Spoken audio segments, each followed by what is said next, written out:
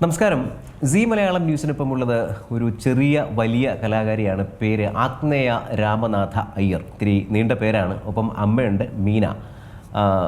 നമ്മുടെ ആഗ്നേയ 12 വയസ്സാണ്. ഈ 12 വയസ്സിനിടെ 190-ലധികം വേദികളിൽ നൃത്തപരിപാടികൾ അവതരിപ്പിച്ചു. 15-20ഓളം വേദികളിൽ കഥകളി അവതരിപ്പിച്ചു എന്നുള്ളതാണ് ഏറ്റവും ശ്രദ്ധേയമായ കാര്യം. രസകരമായ ഒന്ന്, കൗതുകകരമായ ഒന്ന്, ഈ കഥകളി 5 വർഷമായി പഠിക്കുന്നു. ഓൺലൈനായാണ് കഥകളി അഭ്യസിച്ചത്. ആദ്യമായി അരങ്ങേറ്റത്തിൻ്റെ അന്നാണ് ഗുരുവിനെ കണ്ടത് എന്നാണ് സംഭാഷണത്തിൽ നിന്ന് മനസ്സിലായത്. എന്തായിരുന്നു അങ്ങനൊരു സാഹചര്യം ഉണ്ടായത്? എന്തായിരുന്നു മോള് പറ? സിംഗപ്പൂരിലാണ് താമസം. അപ്പോൾ ഓൺലൈനായിട്ട് നേരിട്ട് കാണാൻ പറ്റില്ലായിരുന്നു. അപ്പോൾ നേരിട്ട് കണ്ടപ്പോൾ സന്തോഷമായിരുന്നു. പിന്നെ മിസ്റ്റേക്കെല്ലാം നേരിട്ട് കാണുമ്പോൾ കുറച്ചും കൂടെ മനസ്സിലാക്കാൻ പറ്റും.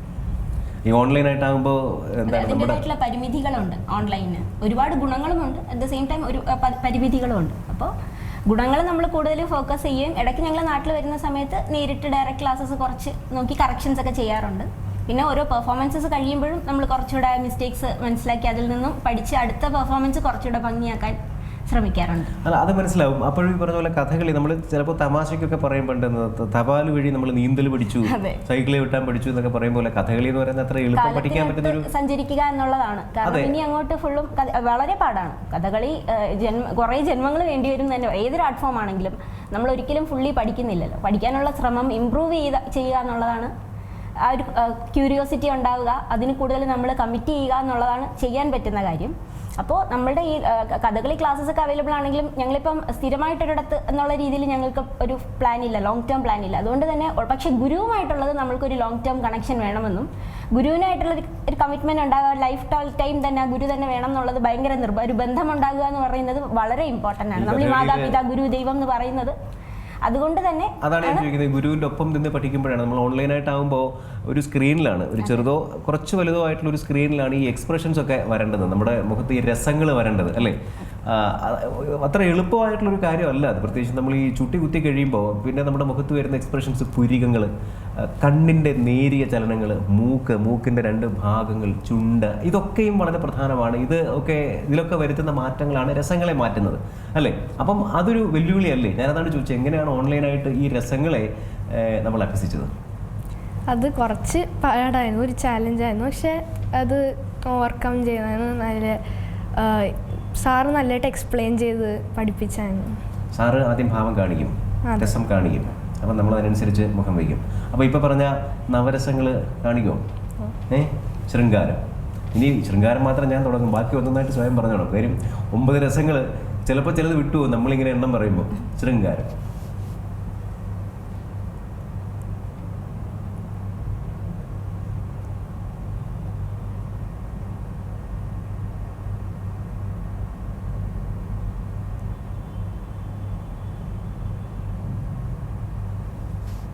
ഹാസ്യം.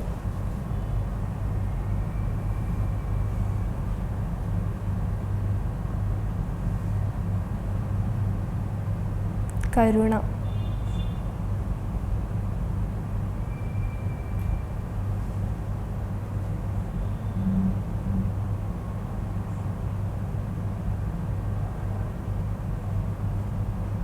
വീരം.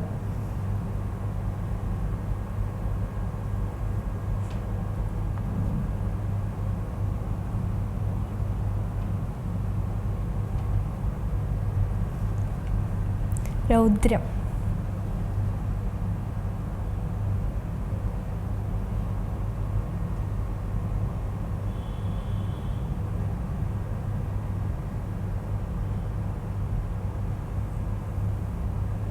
ഭയാനകം.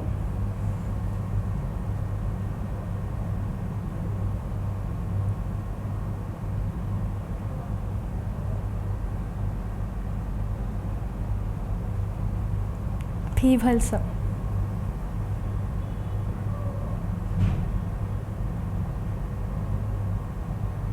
അത്ഭുതം.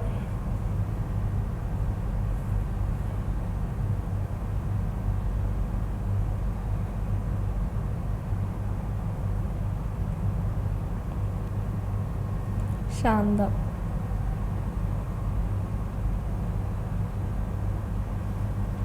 എനിക്ക് പെട്ടെന്ന് ഓർമ്മ വന്നത് ആ ശാന്തം പറഞ്ഞ് അവസാനിപ്പിച്ചപ്പോൾ ജഗതി ഉദയനാണ് താരം ശരി ശാന്തം എന്നിങ്ങനെ ശാന്തമായിട്ട് പറഞ്ഞിട്ട് ഇവ കൂടാതെ ഞാൻ തന്നെ വികസിപ്പിച്ചെടുത്ത 3 രസങ്ങൾ വേറെ ഉണ്ട്. അങ്ങനെ എന്തെങ്കിലും വികസിപ്പിച്ചോ? ശരി, വെറുതെ ചോദിച്ചാ ഇതൊക്കെ പഠിക്കാനെടുത്തൊരു എഫർട്ട് എങ്ങനെയാണ്? ഓരോ രസവും കാണിക്കുന്ന അത്ര എളുപ്പമല്ലല്ലോ. ഓരോ രസവും നമ്മളൊരു പെർഫെക്ഷനിലേക്ക് അല്ലെങ്കിൽ ഇത് അത് തന്നെയാണെന്ന് കാണുന്ന ഒരാൾക്ക് തോന്നിപ്പിക്കുന്ന നിലയിലേക്ക് നമ്മൾ എത്തിച്ചതൊരു എഫർട്ടുണ്ട്. എത്ര സമയം എടുത്തു ഓരോ രസവും നമ്മളിങ്ങനെ മെച്ചപ്പെട്ടതാക്കാൻ? അത് കുറച്ച് നേരം എടുക്കും. പ്രാക്ടീസ് ചെയ്ത് ശരിയാക്കേണ്ടതാണ്. അപ്പോൾ എല്ലാ ദിവസവും ഒരു 10 മിനിറ്റ് തന്നെ രസങ്ങളിൽ തന്നെ സ്പെൻഡ് ചെയ്യേണ്ടതാണ്. അപ്പോൾ കണ്ണും എല്ലാം ഫേഷ്യൽ ഫീച്ചേഴ്സും ഫോക്കസ് ചെയ്തുകൊണ്ടാണ് ചെയ്യുന്നത്. എന്തൊക്കെയാണ് ഈ ഫേഷ്യൽ ഫീച്ചേഴ്സ് ഫോക്കസ് ചെയ്യുക ഇതിൽ? ഇപ്പോൾ ആഗ്നേയ അവിടെ ഇരുന്ന് കാണിച്ചതുപോലെ ശൃംഗാരം കാണിക്കാൻ സാധാരണക്കാരനായ എനിക്കത് പറ്റില്ല. അപ്പം എൻ്റെ ശൃംഗാരം വേറൊരു തരത്തിലായിരിക്കും. പക്ഷേ ഇതൊരു കഥകളിയുടെ ഒരു ശൃംഗാരം എന്ന് പറയുന്ന രസം അത് പൊതുവേ ആൾ നോക്കിയാലും മറ്റുള്ളവർ നോക്കിയാലും അത് ശൃംഗാരമാണ്. അപ്പം ആ ഒരു നിലയിലേക്ക് എത്തണമെങ്കിൽ ചെറിയ ഫേഷ്യൽ എക്സസൈസുകൾ പോരാ. അപ്പോൾ അതിൻ്റേതായിട്ടുള്ള ചിട്ടവട്ടങ്ങളൊക്കെ ഉണ്ടാവും. എന്തൊക്കെയാണത് സാധാരണക്കാർക്ക് മനസ്സിലാൻ വേണ്ടി ചോദിക്കുന്നത്? അപ്പോൾ കണ്ണ് സാധകമെല്ലാം ചെയ്യണതാണ്. ഒരു 7 എണ്ണം ഉണ്ട്.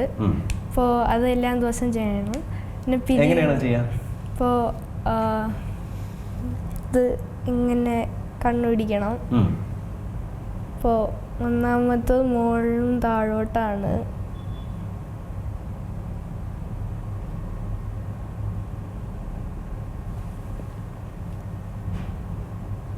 ഇതുപോലെ പിന്നെ സർക്കിളിൽ പോകേണ്ടതുണ്ട്.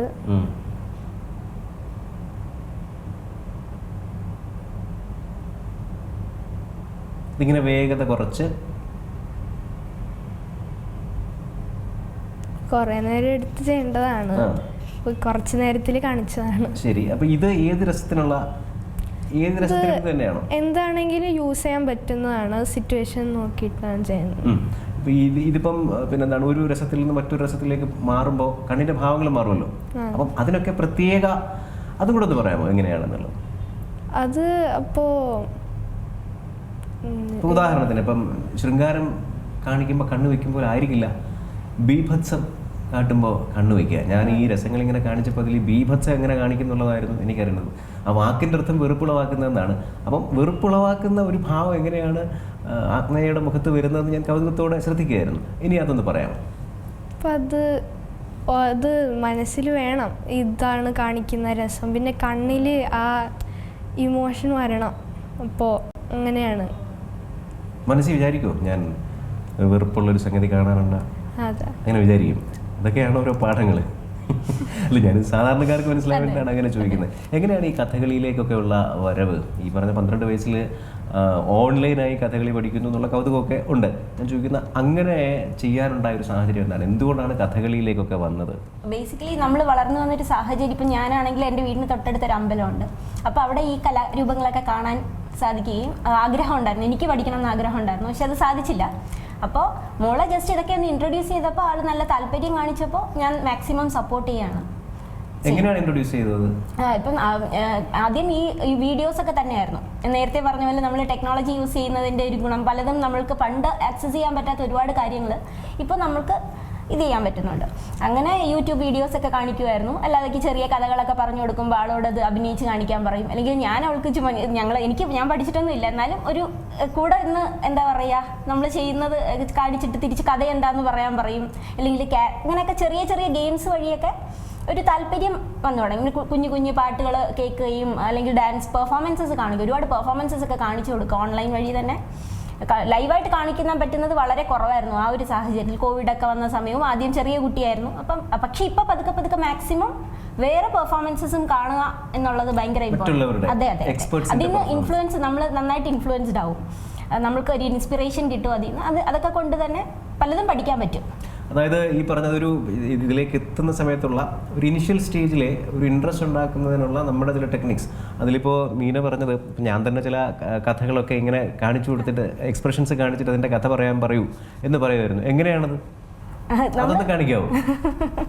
അല്ല, അത് രസകരമായി. അത് ഭയങ്കര ചെറുതിലേ കാണിച്ചതാണ്. ആയിക്കോട്ടെ, ഞാൻ ചോദിക്കുന്നത് ഒരു ചെറിയൊരു തുണ്ട് പോലെ കാണിക്കാമോ? നമ്മളിപ്പം ദക്ഷയാഗത്തില് കഥ പറയുകയാണെങ്കിൽ ഇപ്പം ശിവൻ പെട്ടെന്ന് ഒന്ന് കേട്ടോ, ഭരതനാട്യത്തിലാണ് ചെയ്യുന്നത്. ശരി. സതീന്റെ മരണത്തിന് അറിയുന്ന ശിവനാണ്.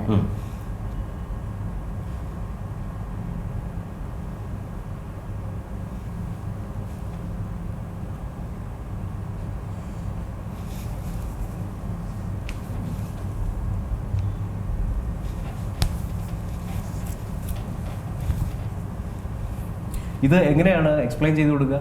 ഇപ്പൊ നമ്മൾ ദക്ഷിയാഗത്തിലെ കഥ ഇങ്ങനെ ഇത് വരുന്നുണ്ടല്ലോ, ദേഷ്യം വരുന്നതും അങ്ങനെ അത് നമ്മൾ പറയുന്നത് അതെ അല്ല ഞങ്ങളിപ്പം അവളോട് തന്നെ പറയും, നീ സ്വന്തമായിട്ടൊരു കഥ വിചാരിച്ചിട്ട് എനിക്ക് കാണിച്ചു തരണം. അപ്പൊ ഞാനിത് നോക്കിയിട്ട് ഗസ് ചെയ്യാൻ പറ്റുമോ? അതാണല്ലോ നമ്മൾക്ക് കാണുന്ന ഒന്നും അറിയാത്ത ഒരാൾക്ക് പോലും കണ്ടാൽ എന്തെങ്കിലും ഒക്കെ മനസ്സിലാവണം. പ്രശ്നങ്ങളാണ് നടക്കുന്നത്, പൊയ്ക്കോ എന്നൊക്കെയാണ് പറയുന്നത്.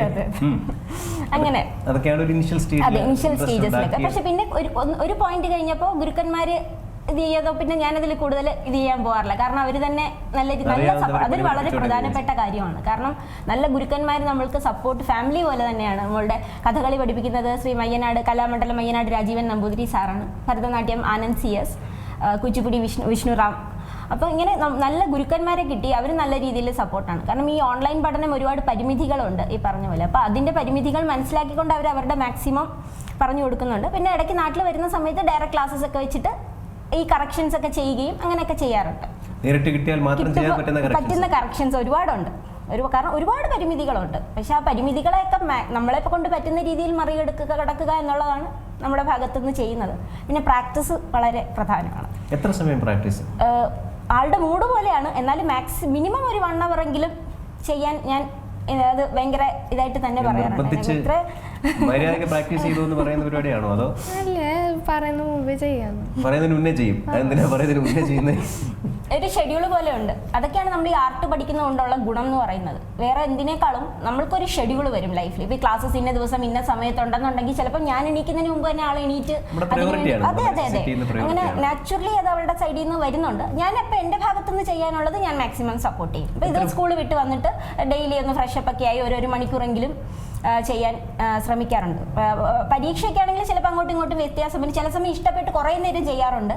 അങ്ങനെ വ്യത്യാസങ്ങൾ വരും. എന്നാലും ഡെയിലി കുറച്ച് നേരമെങ്കിലും അതിന് വേണ്ടിയിട്ട് അത് ഭയങ്കര പോസിറ്റീവ് എനർജിയാണ്. അത് നമ്മൾക്ക് എന്തോ ഒരു കാര്യം ചെയ്തതുപോലെ ഒരു ഫീലിങ്ങും. പിന്നെ നമ്മൾക്കത് എല്ലാവരും വിചാരിക്കും പഠിത്തവും ഇതും. എന്നോട് ഒരുപാട് പേര് ചോദിക്കുന്ന കാര്യമാണ് പഠിത്തവും ഇതും എങ്ങനെ. പക്ഷേ എനിക്ക് തോന്നുന്നത് നമ്മളൊരു ആർട്ട് ഫോം പഠിക്കുന്നത് കൊണ്ട് തന്നെ നമ്മുടെ ബാക്കി സ്റ്റഡീസ് കുറച്ചുകൂടെ ഹെൽപ്ഫുൾ ആവുന്നതാണ്. കുറച്ച് നമ്മൾക്ക് അതെ അത് മാത്രമല്ല എപ്പോഴും എൻഗേജ്ഡ് ആയിരിക്കാം, പോസിറ്റീവായിട്ടുള്ള രീതിയിൽ എൻഗേജ്ഡ് ആയിരിക്കാം, കോൺഫിഡൻസ് കൂടും, ഒരു ടൈം ഷെഡ്യൂളൊക്കെ ഉണ്ടാവും. അങ്ങനെ ഒരുപാട് ഗുണങ്ങളുണ്ട്. അങ്ങനെ നമ്മൾ ഈ കഥകളിയുടെ ഒക്കെ ആളായതുകൊണ്ട് അല്ലെങ്കിൽ ഈ നൃത്തരൂപങ്ങളുടെ ഒക്കെ ആളായതുകൊണ്ട് നമുക്കുണ്ടായ മറ്റു ഗുണങ്ങൾ എന്തൊക്കെയാണ്? ഇപ്പോൾ ഇത് കഥകളിയിൽ നവരസം കാണിക്കുമ്പോൾ ഈ ഓരോ മസിൽസ് യൂസ് ചെയ്യില്ലേ, അത് സയൻസ് ക്ലാസ്സിൽ നല്ല ഹെൽപ്ഫുൾ ആവുമെന്ന്.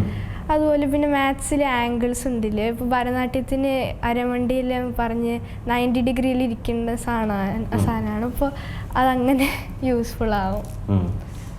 അതുപോലത്തെ കുറേ അമ്പലത്തിലെ പരിപാടിയൊക്കെ അവതരിപ്പിച്ചു അല്ലേ? എങ്ങനെയാണ് ഈ പരിപാടിയൊക്കെ കിട്ടുന്നത്? അത് ചോദിച്ചിട്ടാണ് നമ്മൾ അവസരം ചോദിക്കും. ആപ്ലിക്കേഷൻസ് കൊടുക്കണം. മിക്ക അമ്പലങ്ങളിലും നമ്മളൊരു ഉത്സവമൊക്കെ എടുക്കാറാവുമ്പോഴോ അല്ലെങ്കിൽ അങ്ങനെ ഒരു പ്രൊസീജിയർ ഉണ്ട്. അപ്പോൾ അവരത് നോക്കിയിട്ട് നമ്മളെ വിളിക്കും. നമ്മുടെ സമയം ഓക്കെ ആണെങ്കിൽ പിന്നെ കുറേ പേര് ഓൾറെഡി അറിയാമെന്നുണ്ടെങ്കിൽ പിന്നെ അവർ ഫർദർ എന്തെങ്കിലുമൊക്കെ ഓപ്പർച്യൂണിറ്റീസ് ഉണ്ടെങ്കിൽ ഇങ്ങോട്ട് അറിയിക്കാറുണ്ട്. കഥകളി ആശാൻ തന്നെയാണ് കൊണ്ടുപോകുന്നത് പിന്നീട്. പുള്ളിയുടെ പ്രോഗ്രാംസ് ഉള്ള സമയത്ത് ഞങ്ങൾ നാട്ടിൽ വരുന്ന സമയമാണെങ്കിൽ മോൾക്ക് പറ്റുന്ന രീതിയിലുള്ള. അത് പറയുമ്പോഴാണ് സിംഗപ്പൂരാണ് താമസവും ജീവിതമൊക്കെ. പരിപാടി ഉള്ളപ്പോൾ നേരെ ഇങ്ങോട്ട് പോരുക. ഇത്തിരി സാമ്പത്തിക ചെലവുള്ള ഏർപ്പാടാണ് ഒരുപാട്. കാരണം അതിന് വേണ്ടിയിട്ടാണ് ഫുള്ള്. നമ്മൾ ബാക്കി വേറെ എക്സ്ട്രാ കരിക്കുലർ ഒന്നും അങ്ങനെ ഇപ്പോൾ ഒരു പുറത്ത് പോകുന്നത് പോലും വളരെ കുറവാണ്. ഈ ഫുള്ളും ഇതിലോട്ട് അർപ്പിച്ചിരിക്കുവാണെന്ന് തന്നെ പറയാം. അതായത് ഈ പറഞ്ഞ പോലെ ഒന്ന് ഓൺലൈനായിട്ട് പഠിപ്പിക്കുമ്പോൾ അതിന് പഠിപ്പിക്കുന്നതിന് കൊടുക്കുന്ന ഫീസ്, പിന്നെ നമ്മൾ സിംഗപ്പൂരിൽ അങ്ങോട്ടും ഇങ്ങോട്ടും പോകുന്നതിന്. അപ്പോൾ യൂഷ്വലി ഞങ്ങൾ അത് ചെയ്യുന്നതെന്ന് വെച്ച് കഴിഞ്ഞാൽ ഇപ്പം എങ്ങനെ പോലും വെക്കേഷൻ 1-2 പ്രാവശ്യം വന്ന് പോകാറുണ്ട് വർഷം. അത് നമ്മൾ ഈ പ്രോഗ്രാംസ് ആയിട്ട് ഇത് ചെയ്യുകയും അങ്ങനെ ചെയ്യാറുണ്ട്. എക്സ്പെൻസസ് ഉണ്ട്. പിന്നെ ബാക്കി അനാവശ്യ ചെലവുകൾ ഒഴിവാക്കിയിട്ട് ഈ എക്സ്പെൻസ് എന്ന് പറഞ്ഞാൽ അത് മാത്രമല്ലല്ലോ, നമ്മൾ മേക്കപ്പ് ഇടുന്നതിന്റെ, നമ്മൾ ചുട്ടി കുത്തുന്നതിന്റെ ചെലവ്, പിന്നെ ഈ പറഞ്ഞ പോലെ നമ്മൾ അമ്പലങ്ങളിലേക്കൊക്കെ നമ്മൾ ആപ്ലിക്കേഷൻസ് കൊടുത്തിട്ട് നമ്മൾ അവസരം തേടുമ്പോൾ അതിനൊക്കെ എടുക്കുന്ന അധ്വാനം, അതിന്റെ കോർഡിനേഷന് ആഗ്നേയല്ലായിരിക്കും അത് ചെയ്യുന്നത്. അത് ചെയ്യുന്നത് മീനയായിരിക്കും അല്ലെങ്കിൽ അച്ഛനായിരിക്കാം. അപ്പം അവരത് ഈ കോർഡിനേഷൻ എടുക്കുന്ന ഒരു അധ്വാനം അതങ്ങനെ നോക്കിയിരിക്കുന്നതിന്റെ അതൊരു ഭയങ്കര പ്രധാനപ്പെട്ട ഘടകമാണ്. അതായത് പഠിക്കുക, കുട്ടി ഇൻട്രസ്റ്റ് കാണിക്കുക എന്നതിനൊക്കെ അപ്പുറം വേറെ കുറേ കാര്യങ്ങൾ നമ്മൾ മാനേജ് ചെയ്താൽ മാത്രമേ ഫൈനലി ഒരു സ്റ്റേജിലെത്തുന്ന ലെവലിലേക്ക് കാര്യങ്ങൾ എത്തിക്കാൻ പറ്റത്തുള്ളൂ. ഈ പറഞ്ഞ പോലെ ഉള്ള യാത്രാ ചെലവുകൾ, അങ്ങനെ ഒരുപാട് കാര്യങ്ങളുണ്ട്. അതേപോലെ ഈ അവസരങ്ങൾ ചോദിക്കും. കാരണം ഒന്ന് എസ്റ്റാബ്ലിഷ്ഡ് ആവുന്നത് വരെ നമ്മൾ അവസരങ്ങൾ ചോദിക്കണം ഉറപ്പായി. കാരണം കലയ്ക്ക് നമ്മൾ ആവശ്യമില്ല, നമുക്കാണ് കലയെ ആവശ്യം. എന്ന് പറയുന്നത് നമുക്കാണ് ആവശ്യം എന്ന് പറയുമ്പോൾ, കാരണം എല്ലാവരും നന്നായി ചെയ്യുന്ന ഒരുപാട് ആർട്ടിസ്റ്റുകളുണ്ട്, എല്ലാം അവൈലബിൾ ആണ്. അപ്പോൾ നമ്മളെ തേടി വരണം എന്നില്ല, നമ്മൾ തേടി വരുന്ന ഒരു ലെവലിലേക്ക് നമ്മൾ എത്തണം. ആ എത്തുന്നത് വരെ നമ്മൾ മാക്സിമം അവസരങ്ങൾ അതെ ഞാനത് പറയാറുണ്ട് മോളോട്. മമ്മൂട്ടി ഇപ്പോഴും ചോദിക്കാറുണ്ട് എന്ന് പറയാറുണ്ട്. അപ്പൊ നമുക്ക് റിജക്ഷൻസ് കിട്ടും, നമ്മൾക്ക് അല്ലാതെ ഭയങ്കര എല്ലാം കിട്ടും. നമ്മൾ ഇതൊക്കെ ഫേസ് ചെയ്യേണ്ട, അതായത് നമ്മൾ കുറെ കൂടെ സ്ട്രോങ്ങർ ആവും. നമ്മൾ എല്ലാം ഫേസ് ചെയ്യാൻ തയ്യാറാണ്. നല്ല നല്ല അവസരങ്ങൾ കിട്ടും. അല്ലാതെ എത്ര ചെറിയ സ്റ്റേജ് ആണെങ്കിലും വലിയ അങ്ങനെ ഒരു വലിപ്പ ഇതൊന്നും നമ്മൾ കാണിക്കാറില്ല. എവിടെ നമ്മളെ വിളിക്കുന്നോ നമ്മൾ പോകും. പിന്നെ ഒരു പ്രാവശ്യമെങ്കിലും കണ്ടിട്ടുള്ളവർ മിക്കവാറും അവിടെയൊക്കെ ആണെങ്കിലും CC കമ്മ്യൂണിറ്റി ക്ലബ്സ് ഉണ്ട്, അതേപോലെ മലയാളി അസോസിയേഷൻ, അങ്ങനത്തെ ഒരുപാട് ഗ്രൂപ്പുകളൊക്കെ അങ്ങനത്തെ അങ്ങനെ ഒരു സംഗതി കിട്ടുന്നുണ്ടെന്നുള്ളത് ഒരു വലിയൊരു പ്രധാനപ്പെട്ട. നമ്മൾ ഈ ഷോപ്പ് ചെയ്യുക എന്നുള്ളത് വളരെ ഇമ്പോർട്ടൻ്റ് ആണ്. ചിലപ്പം ഈവൻ നമ്മൾ സമയത്ത് ചെല്ലുമ്പോൾ നമുക്ക് അവിടെ കോൺടാക്ട്സ് കിട്ടും. അവർ ചിലപ്പോൾ അവരുടെ അടുത്ത പരിപാടിക്ക് വിളിക്കും. ഇങ്ങനെ ഒരുപാട് കാര്യങ്ങൾ. എത്ര സമയമാണ് അവതരിപ്പിക്കുക? ഭരതനാട്യം 1.5 മണിക്കൂർ ചെയ്യാറുണ്ട്. കുച്ചിപ്പുടിയും ഒക്കെ അങ്ങനെ ചെയ്യാറുണ്ട്. കഥകളി പിന്നെ വേഷത്തിനനുസരിച്ചായിരിക്കും. പിന്നെ ഇപ്പം പുതനാമോക്ഷം ചെയ്യുന്ന ഏകദേശം 1 മണിക്കൂർ ചെയ്യാനുള്ള രീതിയിൽ റെഡിയാണ്. ഈ 1 മണിക്കൂർ ചെയ്യണമെങ്കിൽ അതിനു മുമ്പ് ചുട്ടി കുത്താൻ എത്ര സമയം എടുക്കുക? 3-4 മണിക്കൂർ എടുക്കും. അതൊരു വല്ലാത്ത പാടല്ലേ? കുറച്ച് പാടാണ്. എങ്ങനെ ഇരിക്കും? അങ്ങനെ കണ്ണുടച്ചിരുന്ന് കൊടുക്കും? അങ്ങനെ അറിയാവോ ചുട്ടി കുത്താൻ? ഇല്ല, പഠിച്ചിട്ടില്ല. ഞാൻ അത് പഠിക്കണം. ഏത് വേഷമാണ് ഏറ്റവും ചെയ്യാൻ ഇഷ്ടം ഇതുവരെ ചെയ്തതിൽ? നമുക്ക് നല്ല കോൺഫിഡൻസ് ഉള്ള വേഷം. എങ്ങനെ ചോദിക്കുമ്പോൾ എനിക്കിതിനെ പറ്റിയെല്ലാം അറിയാം എന്ന് കരുതരുത്. എനിക്ക് കുറച്ച് വേഷങ്ങളെ ചെയ്തിട്ടുള്ളൂ. പക്ഷെ എനിക്ക് ഏറ്റവും ഇഷ്ടപ്പെട്ടത് പൂതനാമോക്ഷ ലളിതമായിട്ടാണ്. എന്താണ് അതിന്റെ പ്രത്യേകത? നമ്മൾ കാണുന്ന പ്രത്യേകത അത് മാത്രമാണ്. ആ കളിയിലുള്ള ക്യാരക്ടർ മുഴുവൻ നമ്മളാണ് ചെയ്യേണ്ടത്. അപ്പോൾ ആ ഒരു ഇതുണ്ട്. പദം പാടി ചെയ്യാമോ ഒത്തിരി?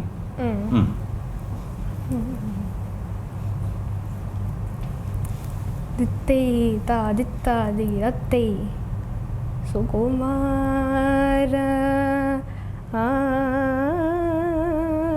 ആനന്ദ കുമാര സുകുമാര ആനന്ദ കുമാര സുകുമാര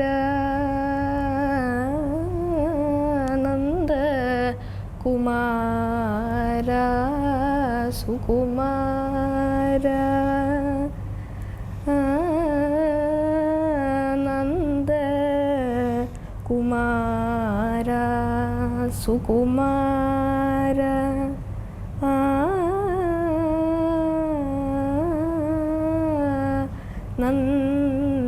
ആനന്ദ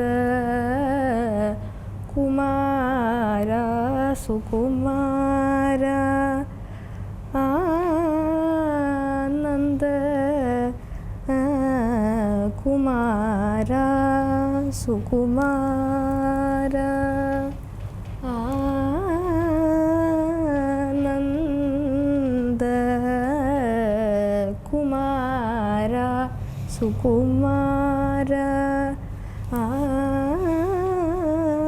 ആനന്ദ കുമാര. ഈ പറഞ്ഞതുപോലെ പച്ച കത്തി, ഇതിൽ ഏത് വേഷം ആണ് നമുക്ക് ഏറ്റവും ഇഷ്ടപ്പെടുന്നത്? പച്ച വേഷമാണ്. എന്താണ് അതിൻ്റെ കാര്യം? അതിൽ നല്ല രസമുണ്ട് കാണാൻ. പിന്നെ ഒരു കോൺഫിഡൻസ് ഉണ്ടാവും കെട്ടുമ്പോൾ. അതിൻ്റെ പച്ച കിട്ടുമ്പോൾ ഉള്ള കോൺഫിഡൻസിൻ്റെ കാര്യം എന്തോ? ബാക്കിക്കൊക്കെ എന്താണ് പ്രശ്നം? ബാക്കി എത്രയും കെട്ടുന്നില്ല. ഇനി കെട്ടി വരുമ്പം അറിയാം. ഇപ്പോൾ എന്താണ് നമ്മളിനി ഭാവിയിലൊരു നല്ല കഥകളി കലാകാരിയാകണം അല്ലെങ്കിൽ നർത്തകിയാകണം അങ്ങനെയൊക്കെയാണോ ആഗ്രഹിക്കുന്നത്? ഉണ്ട്. അതിൻ്റെ കൂടെ ജോലിയും ചെയ്യണം. അപ്പോൾ രണ്ടും ബാലൻസ് ചെയ്യണം. ഇങ്ങനെ പറയാൻ ആരാ പറഞ്ഞേ? നമ്മളങ്ങനെ ചിന്തിച്ചൊക്കെ പഠിച്ച് ശീലിക്കുകയാണ്. അല്ല, ഒരു സാധാരണ നിലയിൽ കാര്യങ്ങൾ കാണുന്ന ഒരാളായിട്ട് ഞാൻ ആഗ്നേയെ കാണുന്നില്ല. കാര്യം ഈ പറഞ്ഞ പോലെ 2 രാജ്യങ്ങളിലേക്ക് മാറി മാറി ഈ പരിപാടിയും ഒക്കെ ആയിട്ട് സഞ്ചരിക്കുകയും ഒരു ദിവസം ഈ അഭ്യസനത്തിന് വേണ്ടി മാത്രം, ഇതിൻ്റെ പ്രാക്ടീസിന് വേണ്ടി മാത്രം മണിക്കൂറുകൾ ചിലവിടുകയും ചുട്ടി കുത്തുമ്പോൾ മണിക്കൂറുകൾ ഇരുന്ന് കൊടുക്കുകയും പിന്നീട് 1 മണിക്കൂർ വേഷം സ്റ്റേജിൽ ചെയ്യുകയും ഒക്കെ ചെയ്യുന്ന അതിനുള്ള മനസ്സുള്ള അതിനുള്ള ശേഷിയുമുള്ള ഒരാളായിട്ട്, മുതിർന്ന ആളായിട്ട് അല്ലെങ്കിൽ അത്രയും പക്വതയുള്ള ഒരാളായിട്ട് തന്നെയാണ് ഞാൻ ആഗ്നേയെ കാണുന്നത്. ഈ ചോദിച്ച ചോദ്യം ആരാ ഇങ്ങനെ പറയാൻ പറഞ്ഞെന്ന് ചോദിച്ച് രസമായിട്ട് കണ്ടാൽ മതി. എങ്കിലും ഈ പറഞ്ഞ 12 വയസ്സിൽ ഇത്രയും കാര്യങ്ങൾ ചെയ്തു എന്നൊക്കെ ഒരു തോന്നലുണ്ടോ? അങ്ങനെയൊന്നുമില്ല. ഇപ്പോൾ എല്ലാവരും അങ്ങനെ ചെയ്യുന്നുണ്ട്. പക്ഷെ കുറച്ചും കൂടെ വലുതാണെന്നാണ് ഉള്ളത്. ആരാ നമ്മുടെ മോഡൽ? മോഡലൊന്നും ഇല്ല, നമ്മളുടെ ഗുരുക്കൾ തന്നെയാണ് ഒരു ഇൻസ്പിറേഷൻ. പിന്നെ ആളുടെ ക്വാളിറ്റീസ് എല്ലാം ഉണ്ട്, പഞ്ച്വാലിറ്റി അതുപോലത്തെ സാധനങ്ങളെല്ലാം ആണ്. എന്നിട്ട് ഇവിടെ പഠിത്തം എങ്ങനെയാണ്? പഠിത്തം നല്ലതായിട്ട് പോകുന്നുണ്ട്. എത്ര പെർസെൻറ്റേജ് മാർക്ക് കിട്ടണം എന്നൊക്കെ പറഞ്ഞിട്ട് അമ്മയും അച്ഛനും അങ്ങനത്തെ എന്തോ ഒരു ഇല്ല, അതാണ് കോമഡി. ഞാൻ അങ്ങനെ പറയാറേ ഇല്ല. എന്ന് വെച്ചാൽ പ്രാക്ടീസ് ചെയ്തില്ലെങ്കിൽ ചിലപ്പോൾ ഞാൻ ചോദിക്കും, പക്ഷേ പഠിത്തം ആൾ ചെയ്യും. അത് ഒരുവിധം കുഴപ്പമില്ല, നന്നായിട്ട് തന്നെ പഠിത്തം പോകുന്നു. ഇപ്പം ചെറിയ ക്ലാസ് ആയതുകൊണ്ടും കൂടിയാണ്. ഇപ്പോൾ നമുക്ക് സമയമുണ്ടല്ലോ. പക്ഷെ ഹയർ ക്ലാസ്സസ് ആകുമ്പോൾ ഇതെങ്ങനെ മാനേജ് ചെയ്യുന്നു എന്നുള്ളതാണ് ആളുടെ ചാലഞ്ച് വരാൻ പോകുന്നത്. ഇപ്പോൾ അത് കുഴപ്പമില്ല. ഇപ്പോൾ അവിടെ 4 ടേം ഉണ്ട് എക്സാംസ്. അതിപ്പോൾ ഇപ്പോൾ ഒരു ടേം കഴിഞ്ഞിട്ട് വന്നതേ ഉള്ളൂ. ഒരുവിധം നന്നായിട്ട് ചെയ്തു എന്നാണ് തോന്നുന്നത്. റിസൾട്ട് ശരി വേണം പോകുമ്പോൾ അതുകൊണ്ട് അപ്പോൾ പക്ഷെ ഈ ചെറിയ ക്ലാസ്സസ് ആയതുകൊണ്ട് ഇപ്പോൾ പറ്റുന്നുണ്ട്. പക്ഷെ ഇതേപോലെ വലിയ ഹയർ ക്ലാസ്സസ് പോകുമ്പോഴും ചെയ്യാൻ പറ്റിയാൽ അതൊരു മഹാഭാഗ്യമായിട്ട് തന്നെ കാണാവുന്നു. അല്ല, അതിനു വേണ്ടി ഒരു പ്രഷർ നമ്മൾ കൊടുക്കുന്നില്ല. കാരണം അങ്ങനെ കൊടുത്തു കഴിഞ്ഞാൽ കുറച്ച് പ്രശ്നമാവുമെന്ന് തോന്നുന്നു എനിക്ക്. എന്ന് വെച്ചാൽ ആർക്കായാലും. പക്ഷെ അതല്ലാത്തപ്പോൾ സ്കൂളിൽ പോകുമ്പോൾ അവിടുത്തെ ഒരു ആംബിയൻസിൽ പഠിക്കണം എന്നുള്ള ഇത് വരും. പിന്നെ തിരിച്ചിവിടെ വരുമ്പോൾ അങ്ങനെ ബാലൻസ് ചെയ്യുന്നുണ്ട്. നമ്മൾ നേരത്തെ ഇതിനൊരു മുമ്പ് തുടങ്ങുന്നതിന് മുമ്പ് നമ്മൾ സംസാരിച്ച കൂട്ടത്തിൽ ഇതിന്റെ ബുക്സിനെ പറ്റി പറഞ്ഞു. സ്വന്തമായിട്ടൊരു ലൈബ്രറി ഒക്കെ ഉണ്ടെന്നാണ്. എന്താണ് അതിന്റെ വിശേഷങ്ങൾ പറയാൻ കേൾക്കട്ടെ. അതിൽ കുറേ ബുക്സ് മേടിച്ച് വെച്ചിട്ടുണ്ട്. മേടിച്ച് വെച്ചേക്കുന്നുള്ളത് വായിക്കുന്നുണ്ടോ? ഉണ്ട്, ഇടയ്ക്കിടയ്ക്ക് വായിക്കുന്നുണ്ട്. ഇടയ്ക്കിടയ്ക്ക് വായിക്കും. നമ്മൾ പലരും ഈ പുസ്തകം ഇങ്ങനെ ലൈബ്രറി ഒക്കെ സെറ്റ് ചെയ്തിട്ടാണ് കുറച്ച് പുസ്തകങ്ങൾ ഉണ്ടെന്ന് ഇങ്ങനെ കണ്ട് സംതൃപ്തി അടഞ്ഞ് നമ്മൾ പോകും. പുസ്തകം അവിടെ തന്നെ ഇരിക്കും. അതാ അവസ്ഥയാണോ? വായിക്കുന്നുണ്ട്. എന്തൊക്കെയാ വായിക്കുന്നത്? ഹാരി പോട്ടർ വായിക്കും, പെർസി ജാക്സൺ വായിക്കും. പിന്നെ അങ്ങനത്തെ ബുക്സ് ആണ് വായിക്കുന്നത്. കഥകളെ പറ്റി എഴുതാണ് ഇപ്പൊ. ഞാൻ തന്നെ ഒരു എഴുതാൻ പോവാ. എന്തോ എഴുതാൻ പോവാ? നമ്മളെ പഠിച്ചോ അതിന് മാത്രം? നളചരിതത്തിനെ കുറിച്ചാണ് എഴുതാൻ പോകുന്നത്. എന്താ നളചരിതത്തെ പറ്റി മനസ്സിലുള്ളത്? അപ്പൊ അതിന്റെ ഒരു കഥയും അതിന്റെ ഒരു എക്സ്പ്ലനേഷൻ ആളുകൾക്ക് വായിക്കാനുള്ള. അല്ല, നളചരിതം നമ്മുടെ മുന്നിലുള്ളതാണ്, പബ്ലിക് ഡൊമൈനിലുള്ളതാണ്. ഞാൻ ചോദിക്കുന്നത് അതിൽ ആഗ്നേയ എന്താണ് അതിൽ വ്യത്യസ്തമായിട്ട് കണ്ടത്? അത് ഒരു വല്ലാത്തൊരു കഥയാണ്. അതിൽ ഓരോ പ്ലോട്ട് ട്വിസ്റ്റ്സ് എല്ലാം ഉണ്ട്. അത് എനിക്ക് ഇഷ്ടപ്പെട്ടാണ്. എന്താണ് എന്നാലും ഒന്ന് കൗതുകം കൊണ്ട് ചോദിക്കുകയാണ് ഞാൻ, എന്താണ് അതിനകത്തൊരു ട്വിസ്റ്റ് എന്നൊക്കെ പറഞ്ഞ്? നളന് രാജ്യം പോകുന്ന ഭാഗമുണ്ട്. അപ്പോൾ അത് കഴിഞ്ഞിട്ട് കാട്ടിലിരിക്കുന്നു, ഒന്നും നല്ലത് നടക്കാൻ പോകുന്നില്ല എന്ന് പറഞ്ഞ് ഉള്ള ഒരു സിറ്റുവേഷൻ ആവുന്നു. പിന്നെ ഋതുപർണന്റെ രാജ്യത്തിൽ പോകുന്നത് അതിൽ എനിക്ക് ഭയങ്കര ഇഷ്ടപ്പെട്ട കാര്യങ്ങളാണ്. കംപ്ലീറ്റ് പൊളിറ്റിക്സ് ആണ്. അച്ഛൻ്റെ ഒരു ഇടപെടൽ എങ്ങനെയാണ്? സപ്പോർട്ടാണ് ആള്. അല്ലാതെ എന്ന് വെച്ചാൽ കൂടുതൽ ഭയങ്കരമായിട്ട് സ്പെൻഡ് ചെയ്യാൻ ടൈം കിട്ടാറോ അങ്ങനെയൊന്നുമില്ല. പക്ഷെ ഞാൻ ഇതിനു വേണ്ടിയിട്ട് ചെയ്യുന്നെങ്കിലും പുള്ളി ഭയങ്കര സപ്പോർട്ടാണ്. പറ്റുന്ന രീതിയിൽ മാക്സിമം വരാറുണ്ട്, പ്രോഗ്രാംസിന് വരാറുമുണ്ട്. ഇപ്പം അവിടെ ആണെങ്കിലും ചില സമയം എനിക്ക് വയ്യ, ഞാൻ മേക്കപ്പ് ചെയ്ത് വിടുകയാണെങ്കിൽ ആൾ കൊണ്ടുപോയിട്ട് അങ്ങനത്തെ കാര്യത്തിനൊക്കെ ഭയങ്കര സപ്പോർട്ടാണ്. മെക്കാനിക്കൽ എഞ്ചിനീയർ ആണ്. അതെ അതെ അതെ. ഇത് ഈ നമ്മൾ ഈ കഥകളിയുടെ താല്പര്യം മീനയുടേതാണ്. അതെ അതെ. അപ്പോൾ ആ താല്പര്യം പറയുകയും മകളെ അതിലേക്ക് നമ്മൾ പ്ലാൻ ചെയ്യുകയും ചെയ്യുന്നു. അപ്പം അദ്ദേഹം സപ്പോർട്ട് ചെയ്യുന്നു, മാക്സിമം സപ്പോർട്ട് ചെയ്യുന്നു. അങ്ങനെ ഒരു സപ്പോർട്ട് ഇല്ലെങ്കിൽ വലിയ പ്രശ്നമായിരിക്കും. മകള് പറ അച്ഛൻ്റെ അമ്മയുടെ സപ്പോർട്ടിനെ പറ്റി. നല്ല സപ്പോർട്ടാണ്. എല്ലാം ഈ ഡാൻസിന് ചെയ്യുന്നത് തന്നെയാണ് ഭയങ്കര ഇമ്പോർട്ടൻസ് കൊടുക്കുന്നുണ്ട്. അച്ഛൻ എന്താ പറഞ്ഞേക്കുന്നത്? നമ്മൾ വലിയ നർത്തകിയാവണം എന്നാണോ?